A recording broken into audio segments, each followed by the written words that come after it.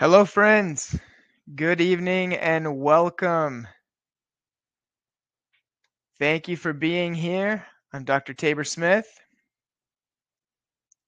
All right, all right. Everybody's coming in. Say hi in the chat if you don't mind. Tell me where you're listening in from. I know a lot of times uh, we get people who are not from the Houston area, so I would love to know that you can hear me okay. I would love to see your chat. Laureen from Vancouver, hello. Hope you're doing well, Laureen. You're awesome. Dr. Arlene. All right. Cool, cool, cool. From Houston. Very, very cool. Thank you for being here. All right. Oh, nice. New Mexico. That's where that's my old stomping grounds. Grew up in Portales, New Mexico. Very neat. Well, welcome. Glad to have you here. Hey, Michelle. All right. I'm glad you're here. I'm glad you're here. We're going to bulletproof your low back here. I am glad you're here. Here we go. I'm going to start the slides. I'm going to go ahead and jump in. Keep the comments, the hellos coming. You know where the chat is now, so feel free to post comments and questions. All right, Wally, I'm so glad you're on here. Candace, hello. Welcome. Cher, wow, British Columbia, very cool. Yes, yes. Susan, wow, thank you for being here. Very, very awesome. Well, welcome everybody to the Bulletproof Your Lower Back workshop. If you have or have had or just want to prevent any of these things that you're seeing on your screen right here, low back pain, tight muscles, lost range of motion, stiffness, leg pain, swelling, burning, numbness, then you are in the right place. My name is Dr. Tabor Smith, and I've been a practicing chiropractor for 16 years, going on 17. It'll be 17 this August. And I have been where you are. I have had the pain, and especially lower back pain, sciatic pain. It's actually what motivated me to become a chiropractor. I'll tell you my story in just a second. My wife and I have been practicing together for the last 15 years. She graduated a year after me in school, by the way. I am the executive producer of an award-winning documentary titled A Better Way. Now, I want to see if I have that here. I don't. If you go to our website, a betterwaychiropractic.com, you can watch that documentary for free. I would love to have you watch it and hear your feedback from it. Now, I teach and I lecture on topics just like this one on a regular basis. I get to travel. I just recently got back from South Carolina speaking on spinal health. I got to speak in Atlanta. In June, I get to go to Nashville, and I share the topic of spinal health and hygiene. It's how to take care of a spine for a lifetime. Like, I don't want to just wait until I'm in extreme pain and everything is terrible and then only take care of it then. Don't get me wrong. We're going to show you how to get out of that pain as well. But then I want to show you how to maintain it, help and keep it. That was my biggest motivation when I had that lower back pain that was miserable, and I finally, a chiropractor helped me get out of it. I never wanted to go back into it. I am also the founder of the Certified Spinal Hygienist program, the first ever spinal hygienist program taught at Life University. I teach that program virtually through Life University, which is a university in Atlanta, Georgia. Now, my story starts, I was just a teenager. I was 16 years old and I started having low back pain. Now, the reason that was such a problem for me was I wanted to play basketball. My dad was a high school basketball coach. My dream was just to make the varsity basketball team. And right when I had tried out, I made the team. That was when I started having these back pains. Now, not realizing it then, but now I know I had had so much micro trauma to my spine. And we'll talk about what micro trauma is here in just a second. But micro trauma means I played football, I played baseball, I played basketball my entire life. I was active. I was, jumping off of dog houses and falling out of the back of the pickup. I mean, there was so much micro trauma that built up over time. No wonder I had this type of issue when I was just a teenager. I had lower back pain. I couldn't practice. It started getting so bad. My parents would give me over-the-counter meds, your Tylenol, your Advil, and that people reach for those all the time when they're having back pain. And it got to the point though that those pills wouldn't even touch it. And so my parents took me to a medical doctor. Well, he said, you have lumbalgia. Okay. So if you know Latin, lumbalgia means low back pain. I was like, okay, I have lumbalgia. I have low back pain. I knew that already. But what he did was he wrote more prescriptions. So prescription strength pain pills is what I left his office with. I would try to take those prescriptions. And by the way, this was 1996. And so this was the heat of the opioid issue. Opioids were just coming out. That we were being told that they weren't addictive. So I'm being prescribed as a teenager these opioids. And, they would get me through 30 minutes or an hour, and then the pain would come back. In fact, the pain kept getting worse. Now it was shooting down into my legs. I would get these electrical shocks down both legs. And I remember one night I woke up screaming in the middle of the night. My back was in spasmings. I was shooting with pain down my legs. My parents were scared, didn't know what to do. So they took me to the emergency room. That night I went through their tests, and I stayed there until about 2, 3 in the morning, and they wrote me even stronger prescriptions, this time for stronger pain medications and opioids, for muscle relaxers, and for anti-inflammatory medications. All right. So now I'm still a 16-year-old teenager trying to play basketball. There's no way. I had to sit on my junior year. I had to sit the bench and watch my friends play because I couldn't even hardly function. I'm taking all these medications. I thought this was the way life was going to be. It was miserable. And until, hey, Larry and Cindy, I'm glad you're here. Until my aunt and uncle came over to our house and sat us down and said, I heard Tabor was having these low back issues and problems. His uncle had the exact same thing, and we went to a chiropractor.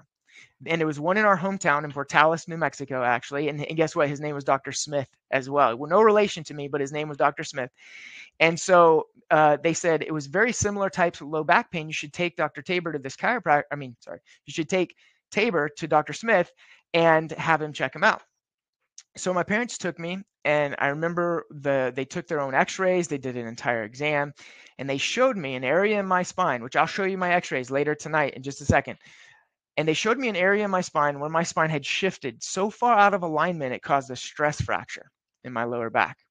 I know now that was called a spondylitic spondylolisthesis. That's what the term for it. Now, I wouldn't have known what that even was at the time, so I don't think he used those words. But he basically said, look, I've helped people with this condition before. It doesn't go away overnight, but if we give gentle adjustments and if we give you strengthening exercises, and over time we can strengthen your spine, it'll get better. And man, that was the first glimpse of hope that I had heard. And I begged my parents to let me do this. I started care. I did a 3-month program. I went to his office every other day before school. I would wake up at the crack of dawn. I mean, it's still dark outside. I would make it to his office. I'd be the first one in there, get adjusted, and then my parents would take me to school every other day.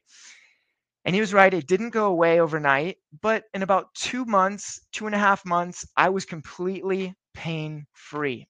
And I was able to continue to play basketball all summer long. I was able to make the varsity team again my senior year. And I was the leading scorer on my high school basketball team. I got to play college basketball at Eastern New Mexico University. And that was the first time in my mind I thought, well, maybe I could be a chiropractor and I could help people with that type of debilitating, terrible pain. I could help them get out of pain. And so that's what I did. That's why I went to chiropractic school. Now I'll tell you this, our office, if you have low back pain, our office is the best office to be in my opinion, because not only me, I've suffered through that. I know what it's like to experience that. I've got myself out of that and no longer have any of those issues. And also, for those of you who are in our office, Dr. Jeremy De Los Santos, who practices with me, he had very similar type issues as well. He had a 5 millimeter disc herniation, which I'm going to show you what a disc herniation is in just a little bit, at L4. And he had a 7 millimeter disc herniation at L5, shooting sciatic pains down his leg. He said it felt like a knife sticking in the back of his knee. And he rehabbed himself and corrected himself without surgery as well. So we know how to help people with this type of terrible issue, this type of terrible pain. And I'm going to show you how to bulletproof your low back here in just a second. First, there are a couple of things that we need to understand about the spine. So this picture that you're seeing right here, this is the low back vertebrae, L1 through L5. That's the picture on the right side of the screen. You can see where they took those vertebrae right there in the middle, that full spine. And then I want you to look at that little segment of the spine on the left side of your screen that says intervertebral disc, and it has a blue line pointing to the disc. Now, it's important that you understand discs are not shock absorbers. Discs are terrible shock absorbers, okay? Most people think that's what they are. Here's what discs are. Discs are spacers. And if you look closely at your screen, you'll see on the left side there, I have 2 orange lines. The disc height keeps those orange lines open. That little white area between those orange lines, that's where your nerve comes out. So maintaining good disc height is very, very important to maintaining healthy nerves and keeping pressure off of those nerves. Now, you might say, well, if discs are spacers, what is the shock absorbing qualities of the spine? Well, that is the curves of the spine. This is why we talk about the curves in our office so much and why it's so important.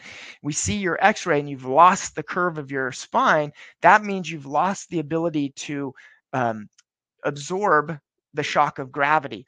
So those curves should act like a spring, and they bounce and they absorb that shock. If you've lost those curves, it jams those discs, damages those discs, decreases that disc height, and causes more and more irritation and pressure on the nerves in those areas.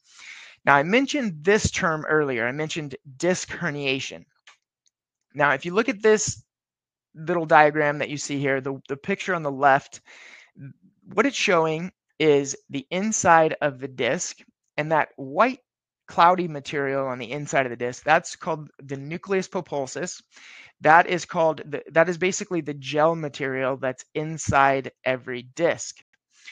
The pink, fibrous material going around the outside, that's called the annulus fibrosus. And I teach this through Life University all the time. So so don't mind the big words. Just the concept here is what is important. The annulus fibrosus, by the way, annulus just means round, around, and then fibrosis just means fiber. So it's the fiber that goes around the disc. It holds the gel material inside. What happens with a disc herniation, first, you have to have a disc bulge. And you can see that purple arrow pointing to a tear in the annulus fibrosus. That annulus fibrosus bends and bulges, and then it bulges so far it can't bulge anymore, so it tears and it rips. And what happens is the gel material inside there leaks out. Now, everybody has disc herniations. In fact, they've done studies on people who have zero pain, and they say about 25% of the population, even if you have zero pain, you have some disc herniations in your spine. It's just there, and you don't feel them. The only time you feel them is when they actually put pressure on a nerve. So in this case, in this image right here, the gel material is herniating through the fibers and actually putting pressure on that nerve right there at the back of the vertebrae. That person right there is going to feel pain because the gel material causes inflammation and puts irritation and pressure on the nerve.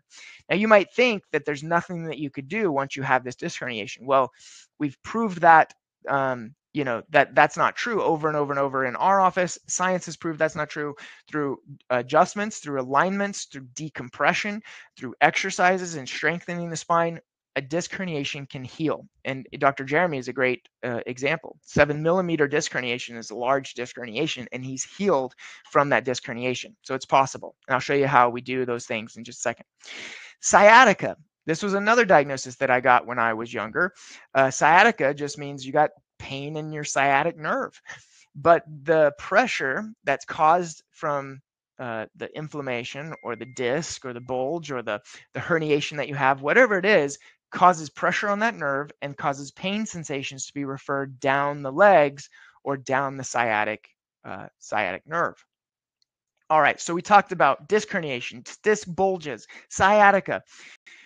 The only term that I haven't mentioned so far, that's another big word, is subluxation. When the spine shifts out of alignment, which is what I had when I was younger, that's called subluxation. And that subluxation can cause issues and pressure and irritation on the nerve. Here's an example of subluxation. Some people would call this a slipped disc, or even if you look on the MRI there on the right, a herniation. But I want you to look on the image on the left. That's an x-ray. That x-ray is in a good alignment. The disc spaces are open. That's what we call normal. Normal is healthy. Normal doesn't feel pain. All right. So we want to get you back to normal or as close to normal as we possibly can. I want you to look at the middle picture. And you see that's an x-ray as well. And we've marked the back of the vertebrae in red. Do you see how they do not line up? Those vertebrae are shifted. They're out of alignment. They're subluxated. Okay. That subluxation is going to damage the disc. It's going to damage those annular fibers that hold the gel material in. And you can see on the MRI on the right side of your screen, that red arrow is pointing to a disc herniation. And that damage to that disc has allowed the gel material inside of that disc to seep out. And see how it's at the back of the spine? It's the white, that white line you're seeing up and down on that image. That's the spinal cord. So that person has a disc herniation that's putting pressure into the spinal cord. They're definitely in a lot of pain there. So let's say you have these symptoms. These are what we call body signals. You have low back pain. You have tight muscles. You have lost range of motion. You have stiffness. You have leg pain. You have swelling. You have burning. You have numbness. Those things are not fun. They're terrible to deal with. But notice that none of those things are the cause of your problem. We just talked about the causes of the problem: subluxation, disc bulges, disc herniations, misalignments, loss of disc space. All of those causes then turn into body signals. So if all we're doing is taking a pill for a body signal, like a drug, right? We're covering up those, we're taking pain pills for the low back pain. We're taking muscle relaxers for the tight muscles and the stiffness. We're rubbing anti-inflammatory gels or whatever it is on there. We're taking medications. All we're doing is we're covering up the symptoms. This is what we call allopathic options, where we're covering up the symptoms. We're not addressing the cause. What I'm going to show you tonight is how we address the cause, and we make sure that once we corrected the cause, we're preventing it from coming back. So of all of these allopathic options, there's nothing wrong, I guess, with heat and bed rest, but you're not correcting the problem. The drugs are not correcting the problem. Physical therapy, I actually like physical therapy. I think that's a great option. I think medical doctors don't refer to physical therapists enough, if you want my opinion. But then steroid injections, pain management, surgeries for sure. These things are not going to help correct the problem. They might make you feel better in the short term, but they're not getting to that root cause. These are some of the medications that I was even on as a kid, but these are some of the medications, and the prescriptions are getting more and more and more. Oxycodone, morphine, fentanyl. I had a lady came in today with a prescription for tramadol, and wondering if she should fulfill it, what she should do. She even had an MRI. Literally the MRI showed exactly what we just saw: disc herniation, a 2mm disc herniation, which I told her we can fix that. We fix that all the time. She'd already fulfilled her tramadol prescription and is wondering what to do because that's the only thing they gave her. They said, oh yeah, you have a 2mm disc herniation at L5. Here's your tramadol. How is that going to fix her problem? So I was so glad she came into our office. So now we can, and even if she has to take the tramadol, I don't have anything against that. I understand sometimes we need to have a little pain relief. I get it. I'm not saying that some pain relief isn't a good thing, but I'm saying it's not going to address the cause of her problem. So I'm so glad she's in our office. Maybe she needs the tramadol a little bit to get through her days until we can start addressing the cause of the problem and getting her healthy. These are opioid prescriptions per 100 people in the United States right now. And look, you can see the green, the yellow, that's 52, 65, 85. But look at the orange and the red. This is opioid prescriptions per 100 people. And it's saying 107, 128, 143. You know what that means? That means there's a lot of people that are taking more than one opioid medication, or at least being prescribed over more than one opioid, which is crazy to me. To this day, still 40 people a day die from narcotic prescription overdose. So this is not illegal medication. This is a prescription that they got that they passed away because they overdosed on the prescription that they were given.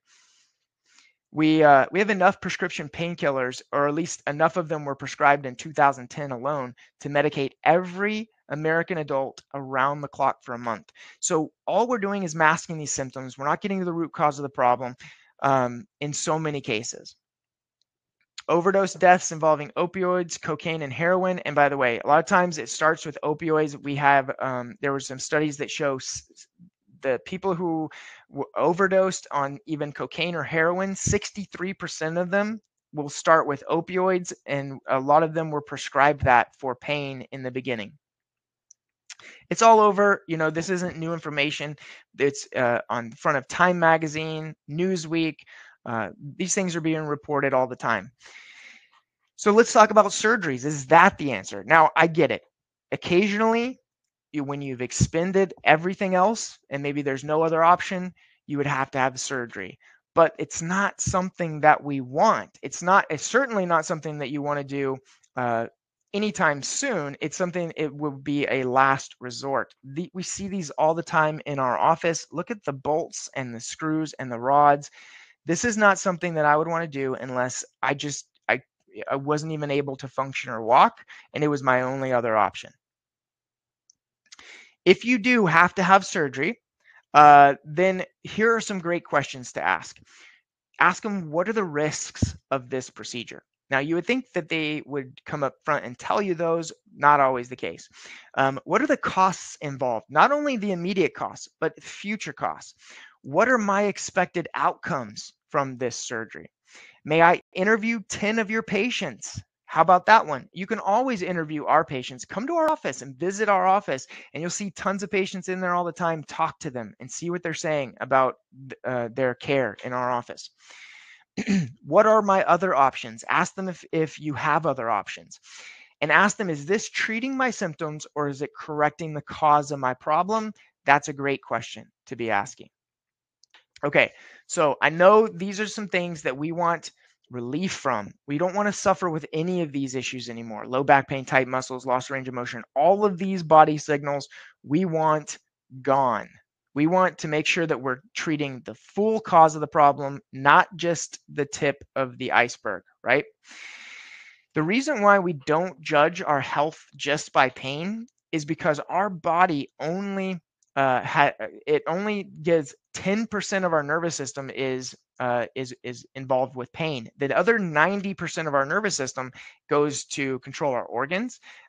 It goes for movement of the muscles, and it goes to make sure all of the functions in our body function properly. So if you have pain, realize that has to be irritation on 10%. There's probably irritation as well on the other 90% that are affecting function in your body. What I want you to start thinking about your body is like your spine, at least, is a breaker switch. Whenever we have a pain, whenever we have a problem or a symptom, we want to go back to the breaker and see what switches have been flipped. We want to do that first. If your refrigerator went out, if the lights in your kitchen went out, but everything else in your house was working, you wouldn't automatically go buy a new refrigerator and go buy new light bulbs and try to replace them all. You would first go check the breaker and see if there's any switches that need to be flipped. It's the same thing when it comes to our body, because so many times it's stress that flips those breakers. And what causes these types of misalignments and subluxations and damages to our spine? Number one, traumas. And I mean micro traumas, like me when I was a kid: slips, falls, sports injuries, car accidents. All of those things add up. But there's other things in life that affect our spine too. Just emotional stress, toxins that are in our environment. All those things can build up. There we go. Micro trauma. We talked about that. Shoveling, working, daily life. A lot of people will come into my office and they say, I don't know what caused my pain. If that's you, if you're like, I don't know what caused this, most likely it's a micro trauma, it's postural stresses, it's stresses that's built up every day. Only about 5% of the patients that come into my office actually know what caused their problem. All right, now let's get into the meat and potatoes of this workshop. This x-ray right here is me. This is my personal x-ray, and I want to show you the subluxation that I had. I actually still have some shift in my lower spine because it damaged the bone so bad in my lower spine that I have to maintain this for the rest of my life. But this is a picture of me looking at the side of my spine.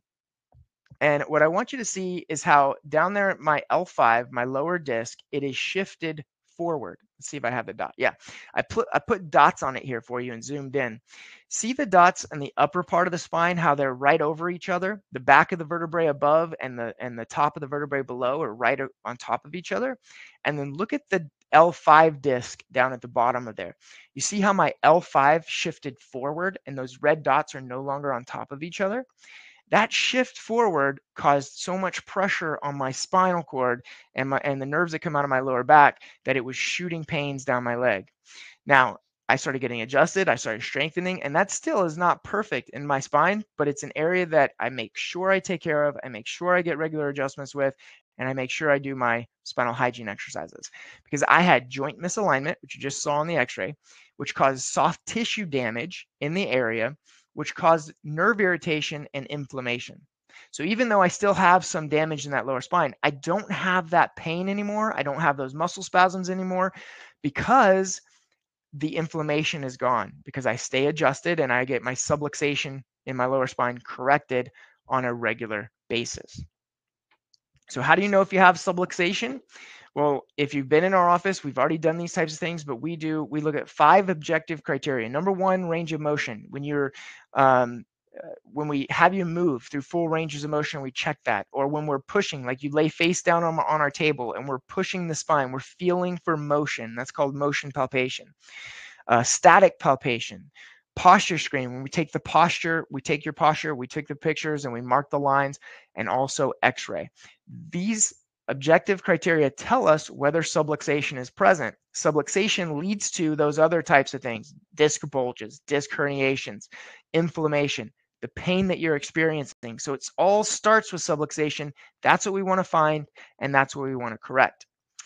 Now, this is what I did when I was only 16 years old to correct my subluxation. And sometimes when we first find subluxation, we actually have to address it pretty aggressively, because if we don't, we won't be able to correct it. So for me, I did a 36 visit care plan, which took about 3 months. I started to go into the chiropractor 3 times a week. I did that for the first 4 weeks. And then they dropped me down to 2 visits a week. And I did that for 6 weeks. Now, with each one of these, we're doing re-exams. We're seeing, progress. And I started feeling progress, quickly. And then the last set of 6 weeks, I did 2 times a week for the last 6 weeks. And then I got a re-x-ray to actually show the changes and the differences. Now, after corrective care, we recommend wellness care. Wellness care is usually once a week. I don't recommend anything less than every other week. Some chiropractors will recommend once a month. But I really think the important part about wellness care is being consistent. So the body heals with time and repetition, and it heals when we get on a frequency that's really consistent. All right. So I'm going to show you how to bulletproof your lower spine. Thanks for sitting through that, because that's how we learn about the spine. The more we know about our spine, the easier it is for us to take care of it. Now we're going to talk about how you bulletproof the spine. And I'm going to end with 3 things that you should be doing on a regular basis to bulletproof your spine. One of the things is called spinal hygiene. I know some of you have heard me talk about this. Think about dental hygiene. When somebody asks me, how long have you been practicing spinal hygiene? I tell them, I've been doing my spinal hygiene exercises every day for 26 years now. I'm 44 years old. I've been doing them every day consistently for 26 years. And they're amazed at that. How do you do your regular chiropractic checkups and your spinal hygiene exercises consistently for 26 years? First of all, it's because I want a healthy spine and I never want it to be back in pain and hurting like it was then. But also I tell them, well, I've been practicing dental hygiene for over 40 years. My parents showed me how to do it when I was like 3 years old and I had teeth. They would brush my teeth for me. So if I've been practicing dental hygiene for over 40 years, I've only been practicing spinal hygiene for 26 years. That's not, I wish I'd been practicing spinal hygiene for 40 years. My spine would be even better shape than it is right now. But spinal hygiene is the set of practices associated with preservation of the spine, including maintenance of spinal health, which involves both home spinal care, so you got to do this at home, and then also regular chiropractic checkups and adjustments.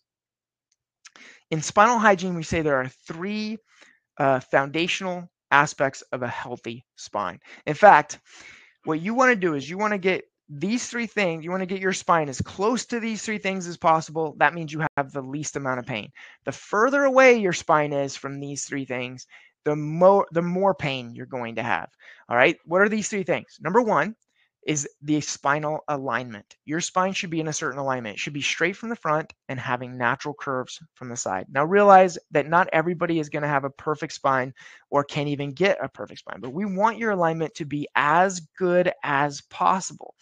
The second aspect of a healthy spine is that your spine should move through a full range of motion symmetrically through each plane of motion, meaning it should bend forward and back, side to side, and it should rotate symmetrically. If it doesn't, if you can bend all the way to the left, but you can only bend halfway to the right, that's part of a subluxation. That's an irritation to the joint somewhere. That joint is not moving properly, and that can wear down the joint over time. Now, again, not everybody is going to be able to move through a full range of motion, but we want it to be as good as possible. The third area of a healthy spine is the muscle strength around your spine. You want to maintain those muscles.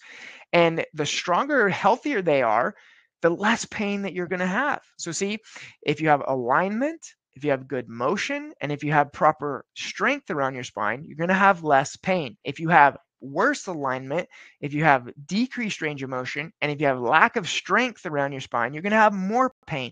So to bulletproof your spine, we've got to improve these three areas of your spine and then help you maintain these three areas of your spine. So how do we do that? Through our spinal hygiene range of motion exercises. And what I want to do is I want to show you the 21-day, what I call the 21-day spinal hygiene challenge. If you haven't done this challenge already, or if maybe you've done it, you should probably do it again, but it will show you how to do these 4 spinal hygiene exercises every single day. Again, I know a lot of you are like, oh, it's too simple, right? These exercises are too simple. They're not going to help me. Stop thinking that. That's like thinking the toothbrush is too simple. It's not going to help you. It does help you. Now, if you just brush your teeth once, that is not going to make a bit of difference. But if you brush your teeth every single day over a long period of time, guess what? You're going to have healthier teeth. That's the same thing that goes for these 4 spinal hygiene exercises. The range of motion stretch that you do every day helps you maintain motion, a foundational principle of spinal health. The spinal molding rolls that you lay on every night help you maintain alignment, the foundational premise of spinal health. The resistance band and the wobble disc exercise help you maintain movement and strength around in those muscles around your spine. So when I say do your spinal hygiene exercises and you'll have a healthier spine, it means this will help you bulletproof your spine. It will help you have less pain, and it will help you to maintain what you're getting in our office over a longer period of time. Now, this slide right here, sitting is the new smoking. This is something that we have to work on in today's society because more people are sitting for longer periods than we've ever sat before. We need to be getting up every 15 or 20 minutes, maybe even 30 minutes, and doing our spinal hygiene exercises. You don't have to do them all. I get it. I know you're busy, you're working, but get up and do a range of motion exercise. Get up and do your resistance band exercise, or put your wobble disc in your seat and do your wobble disc exercise, and do this routinely throughout your day, and it will help bulletproof your spine.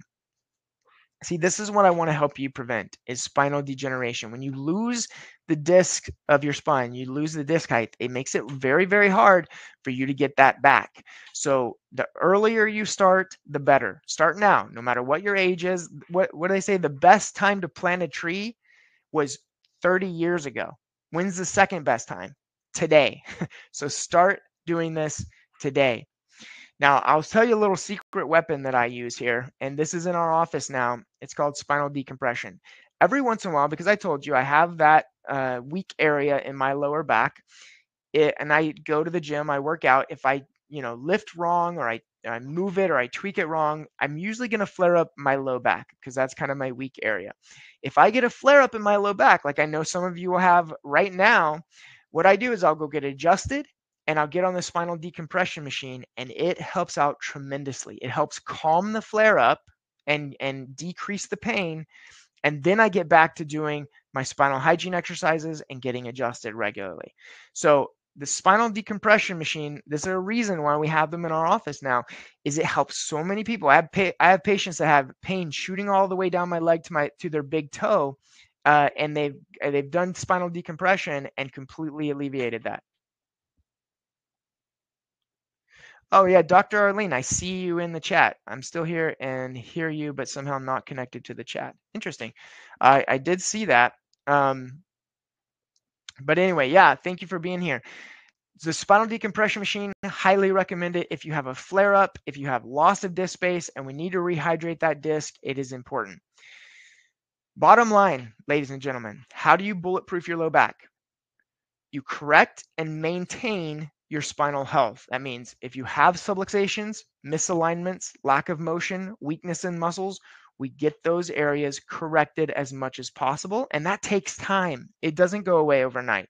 It takes time. Number 2, we do our daily spinal hygiene exercises.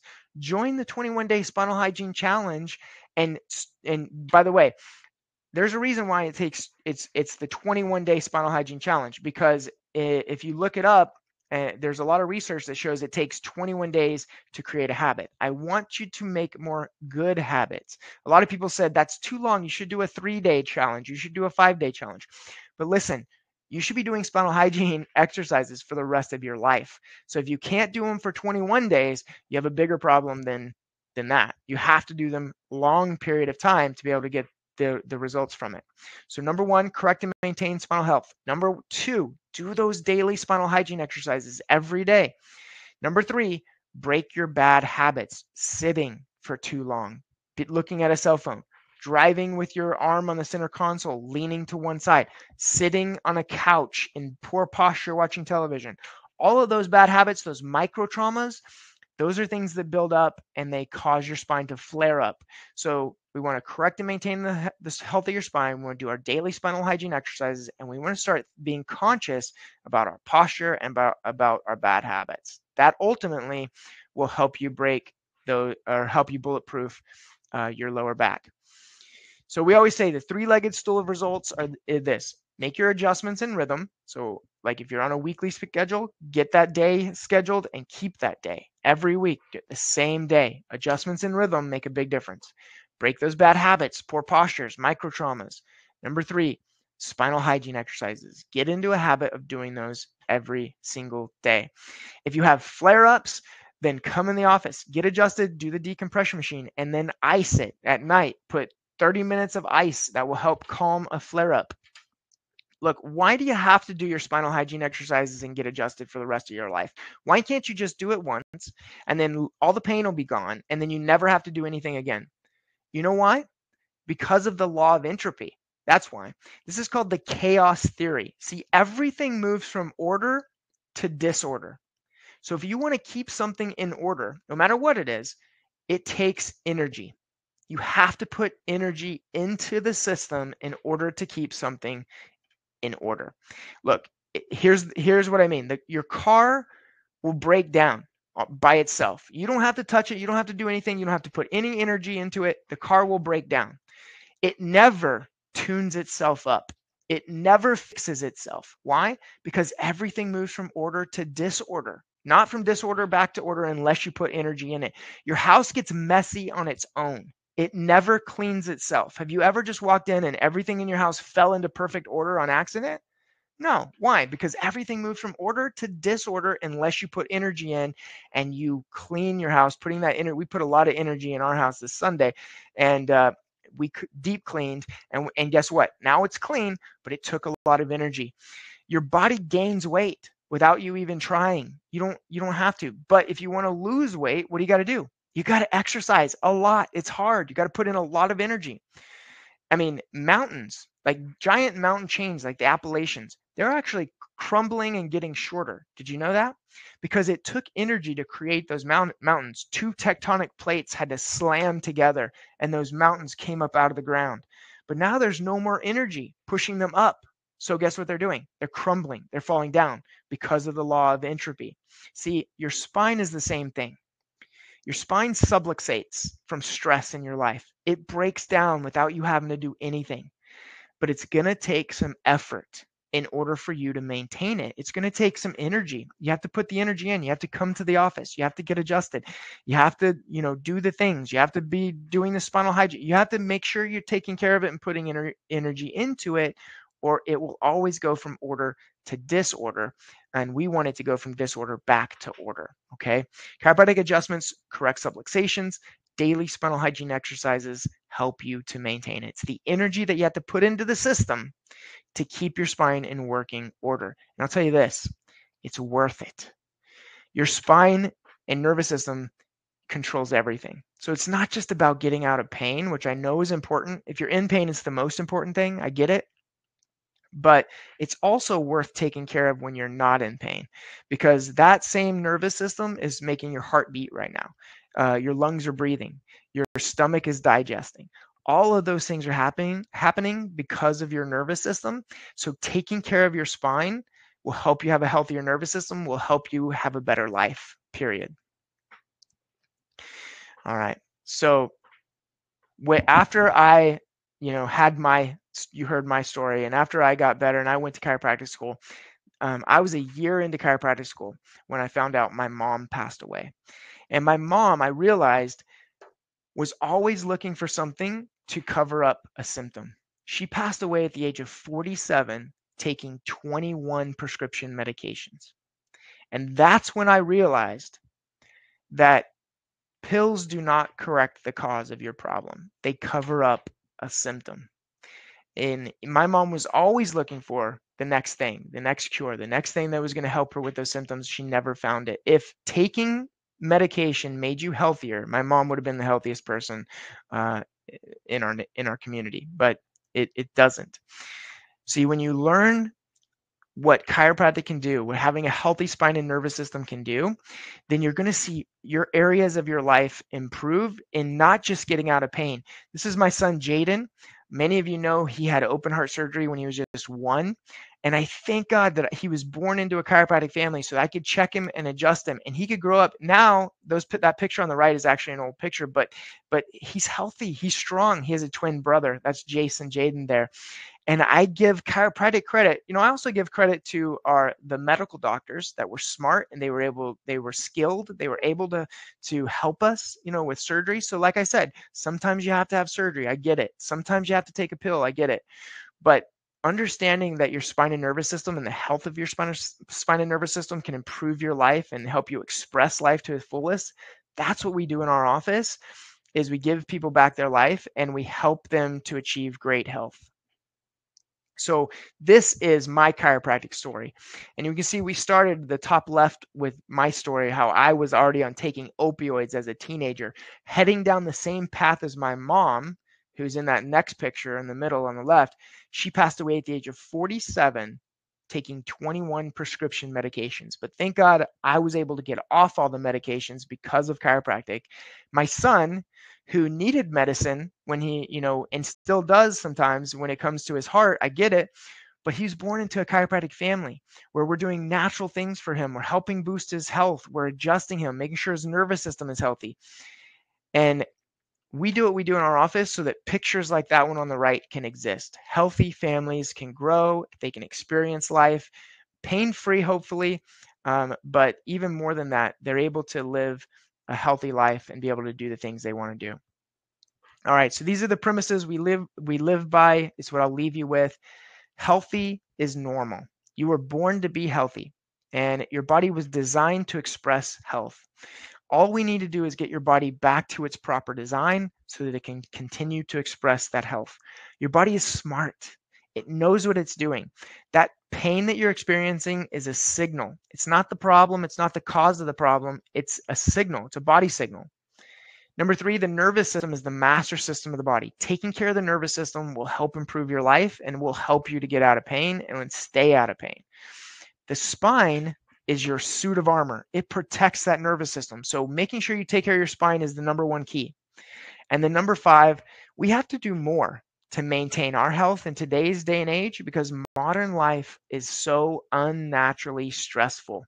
Our ancestors didn't have to do some of the things that we have to do to maintain health because we just live in a stressful environment. See, we believe in our office that families under care are healthier and safer than families who are not. So if you're listening and you're in the Northwest Houston area, we'd love for you to come into our office for a consultation or an exam. Give us a call, 281-664-2250. We'd love to have you. Thank you so much. Larry and Cindy, thank you so much. Appreciate it.